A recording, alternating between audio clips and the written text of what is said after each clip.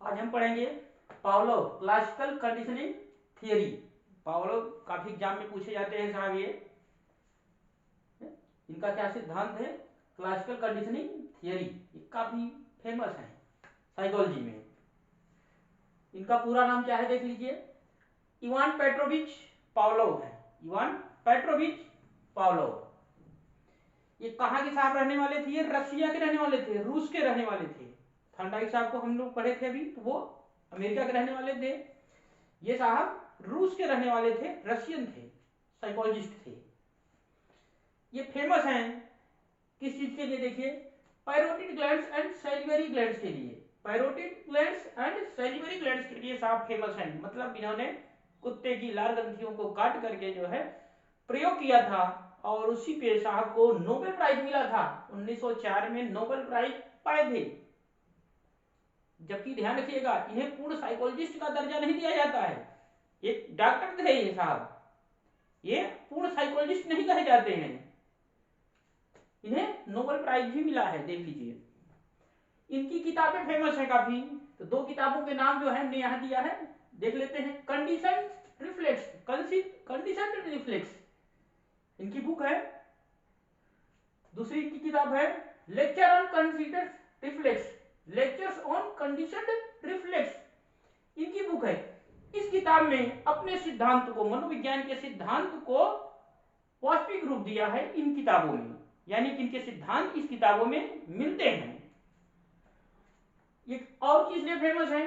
अनुबंधन, conditioning, father of conditioning कहे जाते हैं। ये पावलो साहब फादर ऑफ कंडीशनिंग कहे जाते हैं, यानी अनुबंधन के पिता कहे जाते हैं या जनक कहे जाते हैं। अनुबंधन का मतलब क्या है? What is conditioning? सीखने की सरलतम विधि। अनुबंधन का मतलब सीखने की एक सरलतम विधि पावलो साहब ने बताया। इनके हिसाब से सीखना क्या है? सीखना एक अनुकूलित अनुक्रिया है, मतलब सीखना एक अनुबंधन है, कंडीशनिंग है। लर्निंग क्या है? कंडीशनिंग है।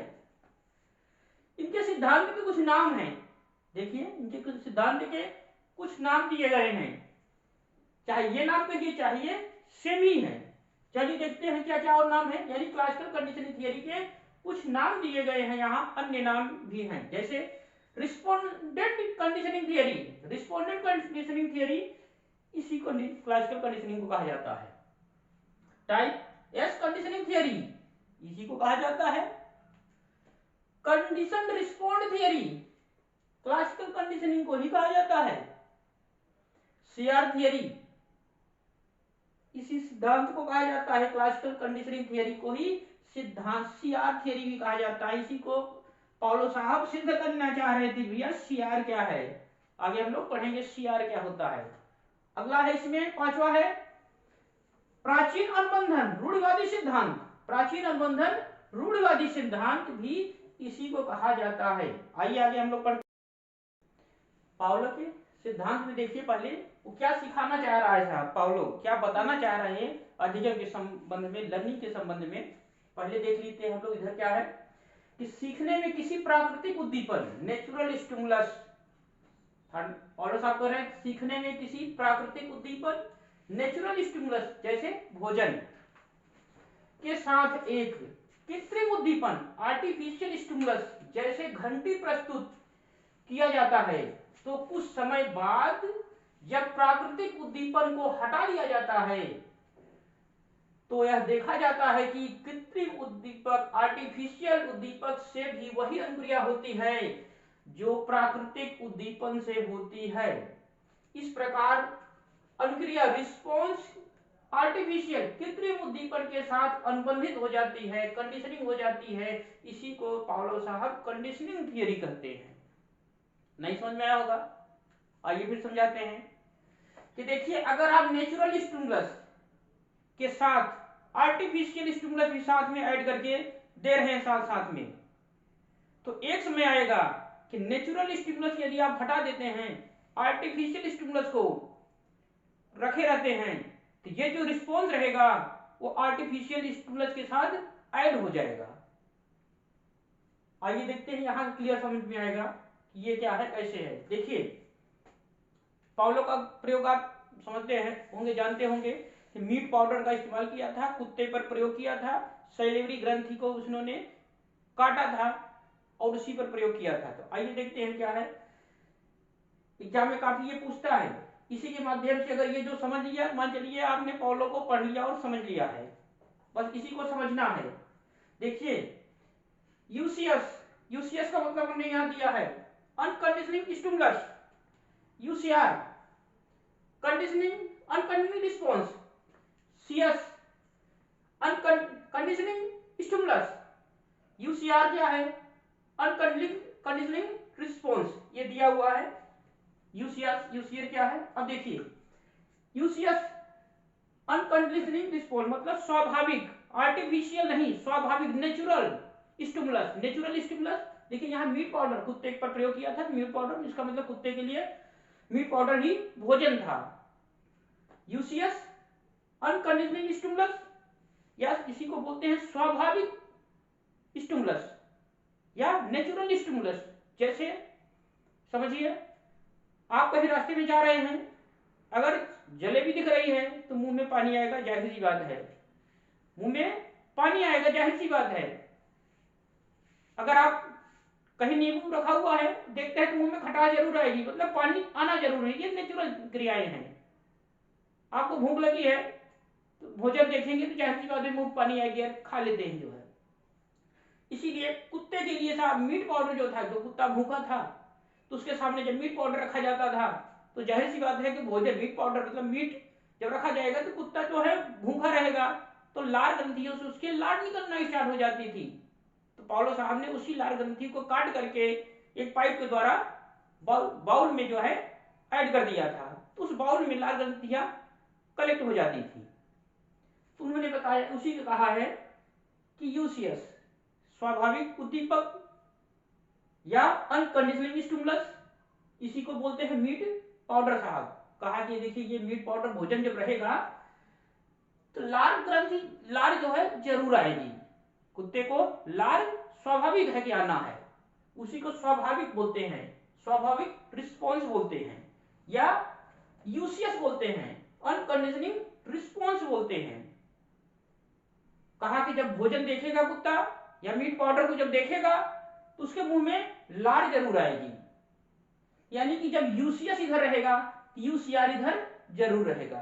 यानी कि आप कहीं जा रहे हैं, आपको रास्ते में जलेबी दिख गई और आप भूखे हैं तो मुंह में पानी आएगा, तो क्या है यूसीएस हुआ, अनकंडीशनिंग स्टिमुलस हुआ, वो भोजन अनकंडीशनिंग स्टिमुलस हुआ या स्वाभाविक स्टिमुलस हुआ, नेचुरल स्टिमुलस हुआ।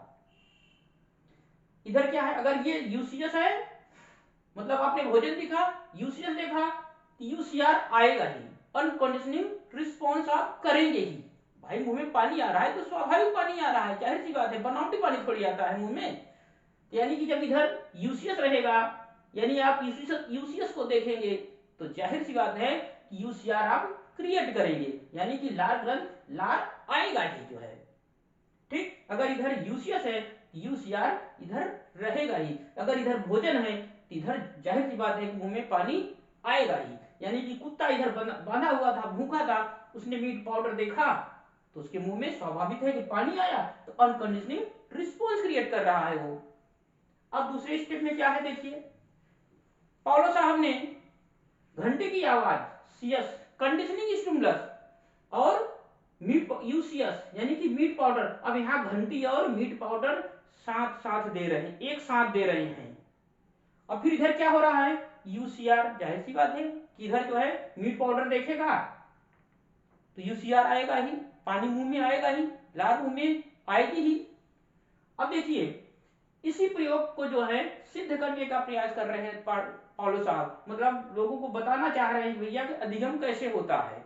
यानी कि ये सीएस, अभी देखिए यूसीएस यूसीएस यूसीआर, अब जो है यूसीएस यहां भी है, लेकिन इस चीज को यूसीआर को इससे कनेक्ट करना चाह रहे हैं, इसी को अनुबंधित करना चाह रहे हैं, इसी को कंडीशन में बदलना चाह रहे हैं। यानी कि जो है देखिए कंडीशनिंग थ्योरी यहीं से स्टार्ट होगी। अभी तो यूसीएस से यूसीआर हो रहा था, अब पौलो जो साहब जो है परिवर्तन करना चाह रहे हैं इसमें कि यूसीएस से अब ये ना होकर के इससे होने लगे, यानी कि यूसीएस से यूसीआर अब ना होकर के सिर्फ इससे स्टार्ट हो जाए। जब सीएस से यूसीआर स्टार्ट हो जाएगा तो उसी को जो है बोला जाएगा कंडीशनिंग थ्योरी पाउलो की। तो अब देखिए, घंटी की आवाज CS conditioning stimulus, meat powder unconditioning stimulus, दोनों एक साथ दे रहे हैं। मतलब पहले देखिए घंटी की आवाज बजाते हैं, फिर उसके बाद भोजन देते हैं। पाउलो साहब पहले घंटी बजाते हैं, फिर उसके बाद भोजन देते हैं, फिर उसके बाद कुत्ता क्या करता है, वो यूसीआर क्रिएट करता है, यानी कि लार आती है। अब इसी प्रयोग को बार बार करते हैं पाउलो साहब, इसी प्रयोग को बार बार करते हैं। फिर उसके बाद उन्होंने क्या किया कि यूसीएस हटा लिया। कहने का मतलब पाउलो साहब घंटी बजाते थे, भोजन देते थे, मतलब कुत्ते के सामने भोजन रखते थे, मुंह में उसके पानी स्टार्ट आ जाता था, लार आना स्टार्ट हो जाता था। भोजन, घंटी बजाते थे, भोजन रखते थे सामने, कुत्ते के मुंह में पानी आना स्टार्ट हो जाता था, यानी उसी पानी को लार क्या हुआ, यूसीआर कहा। यह प्रयोग कई बार पाउलो साहब ने किया, ये प्रयोग कई बार किया। अच्छा, क्यों ध्यान रखना, घंटी बजाते थे तो भोजन कब देते थे, कितने मिनट में देते थे, तो ये ध्यान रखना 0.5 सेकेंड मिनट था, 0.5 सेकेंड मिनट था का अंतराल होना चाहिए, ज्यादा अंतराल नहीं होना कि घंटी बजा दिए फिर आराम करिए उसके बाद भोजन दीजिए, तो लाभ थोड़ी आएगा जी। वो तो कंडीशनिंग करना चाह रहे हैं, यानी कि घंटी बजाते थे तो जो समय अंतराल होता था भोजन देने का वो 0.5 सेकेंड का होता था, यानी कि घंटी बजती थी, भोजन देते थे, कुत्ते के सामने रखते थे, मुंह में उसके पानी आना स्टार्ट हो जाता था। अब इसी प्रयोग को कई बार किया। फिर उसके बाद पाउलो साहब ने मीट पाउडर यानी कि भोजन देना बंद कर दिया, सिर्फ घंटी बजाते थे, घंटी बजाते थे, भोजन नहीं देते थे, घंटी बजाते थे, भोजन नहीं देते थे।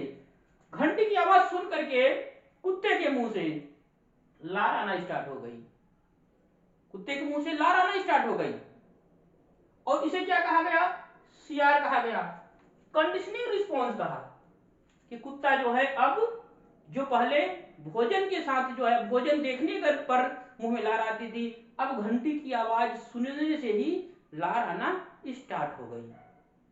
अब इसी प्रक्रिया को बार बार रिपीट किया पाउलो साहब ने, देखा कि जब घंटी बजाते थे तो कुत्ते के मुंह में लार आना स्टार्ट हो जाती थी।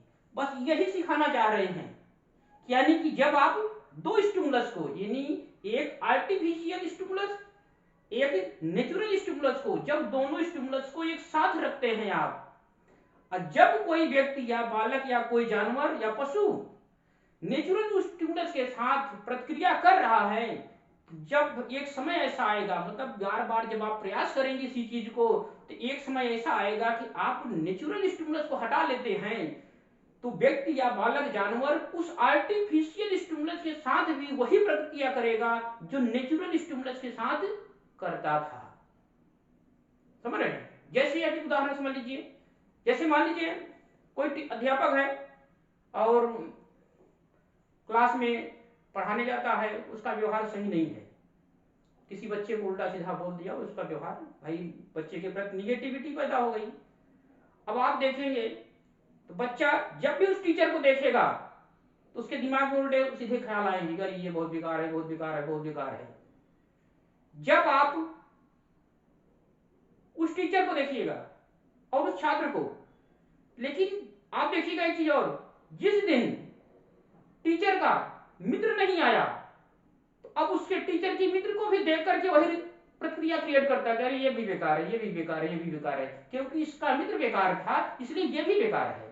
यही तो कंडीशनिंग है, पाउलो साहब यही बताना चाह रहे हैं कि सीखना क्या होता है, कंडीशनिंग होता है, अनुकूलित अनुबंधन ही सीखना है पाउलो के हिसाब से, यही बताना चाह रहे हैं। ध्यान रखिएगा एग्जाम में आता है यूसीआर यूसीएस, यूसीएस यूसीआर आएगा इधर, यानी कि भोजन देखेगा, भोजन क्या है, यूसीएस है, और लार का आना, मुंह में पानी आना, यूसीआर, दोनों एक साथ दे रहे हैं, पहले घंटी बजा रहे हैं, फिर 0.5 सेकंड के बाद जो है भोजन दे रहे हैं, यूसीआर आ रहा है। भाई लार स्वाभाविक आएगा क्योंकि भोजन है यहाँ पे, इसीलिए यूसीआर आ रहा है, नेचुरल रिस्पॉन्स कर रहा था।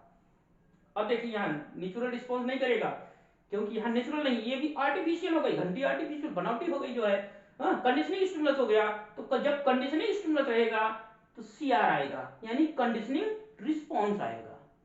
यही जो है पौलो साहब सिद्ध करना चाह रहा है। आइए आगे पढ़ते हैं। पावलर की क्लासनिंग कंडीशनिंग के कुछ महत्वपूर्ण कॉन्सेप्ट हैं, संप्रत्यय हैं, जिसे हम लोगों को समझना है। पहले देखिए क्या है, सीएस कंडीशनिंग स्टिमुलस तथा अनकंडीशनिंग स्टिमुलस का समय अंतराल, यानी कि कब आपको घंटी बजाना है, कब भोजन देना है, उन दोनों के बीच में अंतर कितना होना चाहिए, डिफरेंस कितना होना चाहिए कि घंटी कब बजाना है, कब भोजन देना है, तभी जो है वो यूसीआर क्रिएट करेगा पावलर कुत्ता, नहीं तो नहीं सीख पाएगा वो। मतलब आपको घंटी कब बजाना है, कब भोजन देना है, यानी कि सीएस घंटी कब, यूसीआर का समय अंतराल कितना होना चाहिए, यानी कि घंटी कब बजाया और भोजन कब देना है, दोनों में कितना डिफरेंस होना चाहिए टाइम का।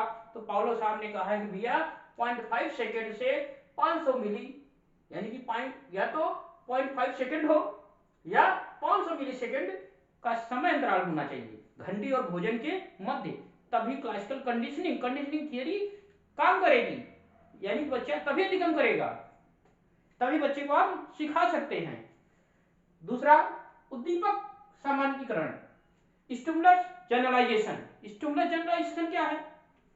पौलो साहब ने कहा कि यदि बच्चा सीएस के प्रति रिस्पॉन्स करना सीख गया है तो वो सीएस के प्रति भी करेगा, यानी कि अगर वो यूसीएस के प्रति रिस्पॉन्स करना सीखा है और सीएस के प्रति भी जब सीख लिया है, यानी कि दोनों में कंडीशन बन गया है, तो ध्यान रखिएगा उद्दीपक सामान्यीकरण कॉन्सेप्ट दिया। उन्होंने कहा कि देखिए, अगर जैसे मान लीजिए टीचर के प्रति निगेटिविटी पैदा हो गई है, बच्चा जो है किसी टीचर के प्रति अगर निगेटिविटी कर लिया है, मतलब टीचर के प्रति गुस्से में रहता है, तो ध्यान रखिएगा टीचर को समझना चाहिए कि वो टीचर के जितने भी मित्र होंगे, मतलब टीचर स्टाफ रहेंगे, उससे दोस्ती कर रहेंगे, मित्रता रहेगी, तो वो बच्चा उस टीचर के मित्र से भी जो है उसी तरह जो है वैर बना कर रखेगा या दुश्मनी मोड़ लेकर के रखेगा या गुस्से में रहेगा उस टीचर के मित्र के प्रति भी। यही है स्टिमुलस सामान्यीकरण। मतलब अगर टीचर क्लास में गया है तो प्रेम व्यवहार से बात करना चाहिए, नहीं अगर बच्चा या क्लास के बच्चे उस टीचर के प्रति अगर निगेटिविटी पैदा कर लिए हैं तो उस टीचर के जितने भी मित्र रहेंगे, छात्र उन टीचरों के प्रति भी निगेटिविटी क्रिएट किए रहेंगे, नकारात्मक प्रवृत्ति बनाए रहेंगे, नकारात्मक एटीट्यूड बनाए रहेंगे उस टीचर के मित्रों के प्रति भी। यही है उद्दीपक सामान्यीकरण, यानी स्टिमुलस जनरलाइजेशन। ध्यान रखिएगा, इसी को बोलते हैं स्टिमुलस जनरलाइजेशन। अगला देखिए क्या है, तीसरा नंबर, विभेद।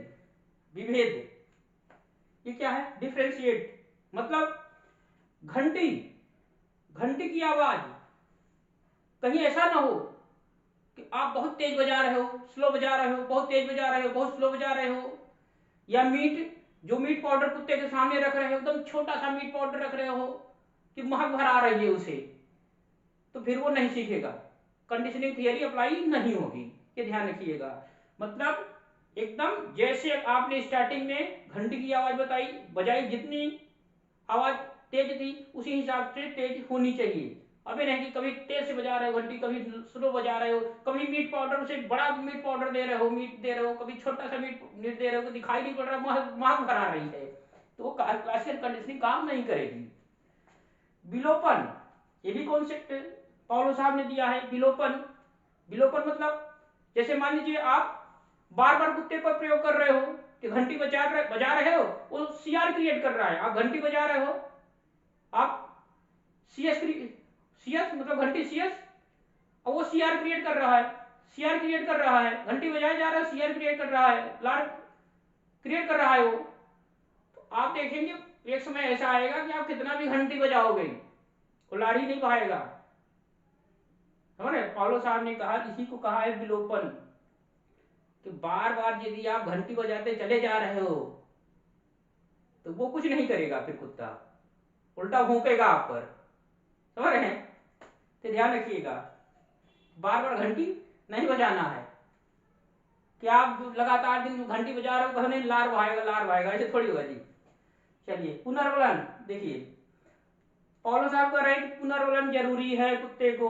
यदि आपने घंटी बजाया है तो ठीक है, वो सीख गया है, लार क्रिएट कर रहा है, लेकिन साथ में भोजन भी देना है बाद में, नहीं फिर ये प्रक्रिया जो है, ये अनुबंध कंडीशनिंग नहीं हो पाएगा, निर्बल पड़ जाएगा, विलोपन हो जाएगा इसमें। यानी कि पुनर्वलन भी देना जरूरी है था। ये पौलो साहब कह रहे हैं भैया पुनर्वलन देना जरूरी है। भोजन जो मीट था कुत्ते के लिए, वो पुनर्वलन का कार्य कर रहा था। पुनरावृत्ति, रिपीटेशन की बात कर रहे हैं, ये भी थार्डाइट की तरह रिपीटेशन की बात कर रहे हैं। ये कह रहे हैं कि सीएस में सीआर तभी क्रिएट करेगा, यानी कि सीएस और सीआर में संबंध तभी बनेगा, सीआर है जी, सीएस और सीआर में तभी कंडीशन बनेगा जब आप पुनरावृत्ति करते हैं, रिपीटेशन करते हैं, मतलब बार बार प्रक्रिया करते हैं, तभी जो है सीआर क्रिएट होगा। यानी कि बच्चे को जो है कि गलत आदतों को छुड़ाने के लिए आपको बार बार प्रयास करना पड़ेगा अच्छी आदतों के साथ। यानी अच्छी आदत, बुरी आदत, अगर बुरी आदत है तो अच्छी आदत को ऐड करके बार बार प्रयास कराइए, तो एक समय आएगा कि अच्छी आदत उसकी खत्म हो जाएगी, मतलब बुरी आदतें खत्म हो जाएंगी, अच्छी आदतें से रिस्पॉन्स करने लगेगा। टीचर को भी यही क्लास में चाहिए, जरूरी है। चलिए आज देखते हैं इनके शैक्षिक महत्व को। आइए हम लोग क्लासिकल कंडीशनिंग का शैक्षिक महत्व पढ़ते हैं, किसका क्या शिक्षा में योगदान है। देखिए नंबर 1, शिक्षण सहायक सामग्री, टीचिंग लर्निंग मटेरियल इसी सिद्धांत पर आधारित है। कैसे आधारित है? शिक्षण सहायक सामग्री जो इस्तेमाल की जाती है क्लास में, आधुनिक समय में इसका खूब इस्तेमाल किया जाता है, टीएलएम का, शिक्षण सहायक सामग्री का। ये कैसे काम करती है पावलो की क्लासिकल कंडीशनिंग, कैसे जो है आधारित है ये शिक्षण सहायक सामग्री का सिद्धांत। देखिए ध्यान रखिएगा, शिक्षण जैसे टीचर बच्चों को पढ़ा रहा है गाय, काऊ, तो बच्चों को बता रहा है बेटा काऊ, तो जब काऊ शब्द बोले तो तुरंत जो है काऊ दिखा दे, एलिफेंट बोले तो तुरंत एलिफेंट दिखा दे, समझ रहे? जब भी उच्चारण कराना सिखाए काऊ या एलिफेंट, एप्पल, तो तुरंत अगर एप्पल टीचर बोल रहा है तो तुरंत एप्पल का चित्र भी दिखाए। इससे क्या है ना कि कंडीशनिंग बनता है, मतलब टीचर के शब्द को तो सुनते हैं, साथ में एप्पल के चित्र से, काऊ के चित्र से, एलिफेंट के चित्र से बच्चा को रिलेट हो जाता है, यानी कि अपने आप को अनुबंधित कर लेता है उससे। जब भी टीचर एप्पल बोलेगा तो उसके दिमाग में जो है, बच्चे के दिमाग में एप्पल का चित्र आ जाता है, यानी कि उस शब्द को भूलेगा नहीं। जब भी, क्योंकि बच्चे भूल जाते हैं what is cow, cow means क्या होता है। अगर टीचर काऊ भी दिखा दे चित्र, काऊ का चित्र भी दिखा दे, तो बच्चे तुरंत बताएंगे काऊ मीन्स गाय। यही है शिक्षण सहायक सामग्री। शिक्षण सहायक सामग्री का इस्तेमाल जो है, जो सिद्धांत है, इसी पर आधारित है। अब जैसे एडवर्टीजमेंट भी आप देखे होंगे, जो एडवर्टीजमेंट टीवी में आता है, प्रचार जिसे कहते हैं आप, आता है, यही सिद्धांत तो काम करता है। वहां भी कंडीशनिंग थियरी भी तो वहां भी काम करती है एडवर्टीजमेंट में। कभी भी देखे होंगे महिला झाड़ू लगाती हुई चली जा रही है और तुरंत उसे मोच आता है, तो एक आकर के दिखाता है, ये देखो ये क्रीम, फला क्रीम लगाओ। तो क्या है, एक कंडीशनिंग की है कि जब आपको कभी मोच आएगी तो आप तुरंत उस क्रीम का नाम याद आ जाएगा, भैया ये मुंह लगा लो। क्योंकि टीवी में आपने देखा था, दांत कभी आप देखिए ब्रश करते रहते हैं या कुछ खाते हैं, दांत में आ करते हैं, तो आप देखिए किस तरह का प्रचार आता है, वो भी टीवी में करता है, तुरंत कोई जो है सेंसोडाइन का प्रचार आ जाता है, भैया सेंसोडाइन, ये ब्रश अच्छा है, ये टूथपेस्ट अच्छा है। ये क्या है, एक क्लासिकल कंडीशनिंग थियरी पर आधारित है ये सब। यानी कि शिक्षण सहायक सामग्री का इस्तेमाल जो किया जा रहा है, ये पावलोव साहब के सिद्धांत पर ही तो आधारित है। या जो एडवर्टीजमेंट हम आप देखते हैं, ये भी तो इसी सिद्धांत पर, कंडीशनिंग थियरी पर आधारित है। चलिए आप सेकंड नंबर देखते हैं कि क्या महत्व है।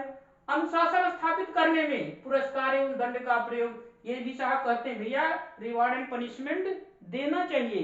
अनुशासन स्थापित करने में पुरस्कार और दंड सहयोगी है, ये भी समर्थन कर रहे हैं, ध्यान रखिएगा। अगला क्या है, तीसरा, इसका क्या महत्व है, शिक्षा में बुरी आदतों को छुड़ाने में सहायक, यानी कि बच्चे बच्चों को जब कोई गलत आदत पड़ जाती है तो इस आदत ये सिद्धांत काम करता है छुड़ाने में। जैसे मान लीजिए कोई बच्चा खूब गुटखा खाता है, खूब गुटखा खा रहा है, चबा रहा है, आप उसको नहीं देंगे तो वो छटपटाने लगेगा। इसका मतलब कि उसे कुछ चाहिए, मुंह उसका चलता रहे, क्योंकि उसकी हैबिट बन जाती है मुंह चलाने की, बाकी गुटखा खाने की नहीं। तो आप गुटखे की जगह उसे च्युइंगम दे दो, वो खाता रहेगा, कोई दिक्कत नहीं। ये कंडीशनिंग थियरी है, यानी कि बुरी आदतों को छुड़ाने में सहायक। चौथा नंबर है भय तथा डर तथा असामान्य व्यवहार आदि को समाप्त करता है यही सिद्धांत। भय डर कुछ भी है, ये सिद्धांत भगाता है, दूर करता है। जैसे मान लीजिए कोई बच्चा जो है किसी चीज से डरता है, आप उस चीज के साथ दूसरी चीज भी ऐड करो भी, देखिए धीरे धीरे वो बंद हो जाएगा। मतलब भय तथा डर को कैसे ये सिद्धांत काम करता है। जैसे आप रास्ते में कहीं जा रहे हैं, अंधेरा है एकदम, तो आपको तुरंत उसमें भूत प्रेत याद आते हैं कि यार भूत होगा, प्रेत होगा, भूत होगा, प्रेत होगा, और आप डरने लगते हैं। तो तुरंत देखिए कंडीशनिंग थियरी काम करती है। आप तुरंत जय फला देवता की नाम ले लेते हैं, या कोई ताबीज बांधे हैं तो उसे बार बार टच करने लगते हैं। ये क्या है, यानी कि आपका निगाह डर भगाने का काम कर रहा है, मतलब वो डाइवर्ट कर रहा है उस चीज की तरफ। किसी देवी देवताओं का नाम आप लेते हैं, फला की जय, ढेका की जय, दुनिया भर की जय, यही सिद्धांत काम करता है वहां भी। भय को भगाने में, डर को भगाने में, असामान्य व्यवहार को भगाने में यही सिद्धांत काम करता है। जैसे लड़का मान लीजिए घर में खुद तोड़फोड़ कर रहा है, तो आप कुछ उसके लिए क्रिएटिविटी का सामान रख दो, जब उसका मन करे तोड़फोड़ करने का, आप वो सामान उसके पास रख दो, अपना बनाए, क्रिएट करे, तोड़फोड़ करे खूब। ये सिद्धांत काम करता है असामान्य व्यवहार को भी सुधारने में। अब देखिए अंधविश्वासों को से छुटकारा दिलाता है यही सिद्धांत। आप इस सिद्धांत का, क्लासिकल कंडीशनिंग थियरी का आप अंधविश्वासों से भी छुटकारा पाने में आप कर सकते हैं। जैसे मान लीजिए कोई व्यक्ति न्यूरोसिस टाइप बीमारी है, उसे बार बार चक्कर आ रहे हैं, बार बार जो है डरता है, भूत प्रेत का छाया है, आप इस सिद्धांत का इस्तेमाल कर सकते हैं।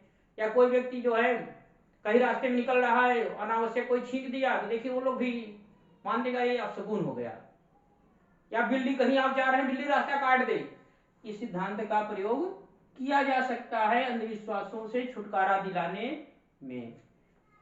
चलिए अगला, जिन विषयों में चिंतन की आवश्यकता नहीं होती, जिन विषयों में चिंतन की आवश्यकता नहीं है, उसे सीखने में यह सिद्धांत सहायक है। जैसे सुलेख, आलेख, कुछ भी बच्चे से आप लिखवा रहे हैं, तो यहाँ जो है ये काम कर जाता है सिद्धांत। अक्षर विन्यास कोई लिखवा रहे हैं, ये सिद्धांत काम कर सकता है, मतलब छोटे बच्चों के लिए काम करता है सिद्धांत। अगला देखिए, सीखने की स्वाभाविक विधि है, नेचुरल विधि है सीखने की। भैया ये सीखने की नेचुरल विधि है, कोई बनावटी विधि नहीं है कि आप बच्चे को बताओ ही, बच्चा अपने से सीखेगा। समाजीकरण में सहायक है, मतलब बच्चों की जो गलत आदतें होती हैं, आप जो है इन गलत आदतों से छुटकारा दिला सकते हैं। क्लास में टीचर को चाहिए कि ऐसी बातें बताएं जिससे उसे व्यवहारिक जीवन में काम में आए, या उससे संबंधित अच्छी अच्छी बातें बताएं। जैसे आप गांधी जी को बच्चा, टीचर पढ़ा रहा है, क्लास में गांधी जी को पढ़ा रहा है, तो गांधी जी से संबंधित अच्छी बातें बताएं कि गांधी जी गरीबों के लिए क्या करते थे। जब बच्चा समाज में कहीं जाए, तो जब कभी गरीब दिखाई पड़े, तुरंत गांधी जी याद आ जाए कि गांधी जी ऐसे करते थे, तो हमें भी ऐसे करना है। एक कंडीशनिंग थियरी वहां भी काम करती है। अगला है पुनरावृत्ति पर बल, ये रिपीटेशन की बात करती है, यानी कि बच्चों को जो है क्लास में बार बार सीखने का मौका देना चाहिए, कि जिससे जो है उनका अधिगम अस्थायी बन सके। आगे उस कमियां हम लोग पढ़ते हैं, इस सिद्धांत की क्या कमियां हैं ये हम लोग प्रयास करेंगे जानने की। देखते हैं पहली कमी क्या है सिद्धांत का, या पहला दोष क्या है। यह सिद्धांत मनुष्य को एक मशीन मानता है, एक मैकेनिकल मानता है, मनुष्य की एक मशीन के रूप में मानता है कि प्रयास करेगा सीखेगा, प्रयास करेगा, कंडीशनिंग थियरी अप्लाई होगी। तो मशीन नहीं है, मनुष्य जो है चिंतन बुद्धि का भी प्रयोग करके सीखता है। दूसरा है साधारण बुद्धि बालकों के लिए यह उपयोगी है। यह सिद्धांत साधारण सामान्य बुद्धि के बालकों के लिए उपयोगी है, तीव्र बुद्धि बालकों के लिए, गिफ्टेड चाइल्ड बालकों के लिए यह उपयोगी नहीं है। तीसरा है पुनरावृत्ति पर बल देता है। यह सिद्धांत पुनरावृत्ति पर बल देता है। ये कहता है बार बार सीखना है, बार बार सीखना है, बार बार अभ्यास करना है, बल्कि व्यक्ति एक बार के प्रयास में भी सीख सकता है। जैसे गर्म पानी है, अगर बच्चा एक बार हाथ पानी में डाल देगा गर्म पानी में, या गर्म वस्तु को एक बार टच कर लेगा तो दोबारा उसे टच नहीं करेगा। मोमबत्ती जल रही है, अगर एक बार जो है बच्चा टच कर लिया, आजीवन टच नहीं करेगा क्योंकि जल जाएगा। ये सिद्धांत कहता है नहीं, बार बार जो है पुनरावृत्ति रिपीट करिए तब सीखेगा। तो कहने का मतलब जो है कि ये सिद्धांत में कुछ कमियां हैं, हालांकि अच्छाइयां इस सिद्धांत में ज्यादा है। उम्मीद है जानकारी आपको पसंद आई होगी। धन्यवाद।